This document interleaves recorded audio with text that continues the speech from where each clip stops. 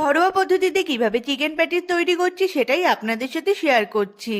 পরিমাণ মতো ময়দা মেখে নিয়ে ময়দাটাকে কিছুক্ষণ ঢাকা দিয়ে রাখতে হবে। এরপর মাংসের একটা পুর তৈরি করার জন্য পেঁয়াজ, আদা, রসুন কেটে নিতে হবে। এরপর কড়াইতে সাদা জিরা ফোড়ন দিয়ে সমস্ত কিছু দিয়ে লাল লাল করে ভেজে নিতে। পেঁয়াজগুলো লাল লাল ভাজা হয়ে আসলে এখানে লঙ্কার গুঁড়ো, জিরার গুঁড়ো, হলুদ, লবণ এটাকে এর মধ্যে ঢেলে দিয়ে মশলাটার সাথে ভালোভাবে নাড়াচাড়া করে নিতে হবে। এরপর আগের থেকে সিদ্ধ করা মাংসগুলো এর মধ্যে দিয়ে ভালোভাবে নাড়াচাড়া করে ওপর দিয়ে সয়া সস দিয়ে আরেকটু ভালোভাবে নাড়াচাড়া করে নিতে হবে। ময়দার থেকে একটা বড় সাইজের লেচি কেটে নিয়ে এটাকে একটা বড় রুটির মতো করে নিয়ে ওপর দিয়ে বাটার মাখিয়ে দিতে হবে, তার উপর দিয়ে ছড়িয়ে দিতে হবে ময়দার গুঁড়ো।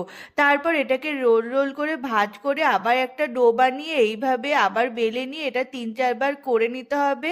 তারপর ছুরির সাহায্যে কেটে নিয়ে এরকম পিস পিস করে ওপর দিয়ে মাংস দিয়ে তারপর মুখটা ডিমের কুসুম দিয়ে আটকে কম আঁচে এটাকে স্টিমে বসিয়ে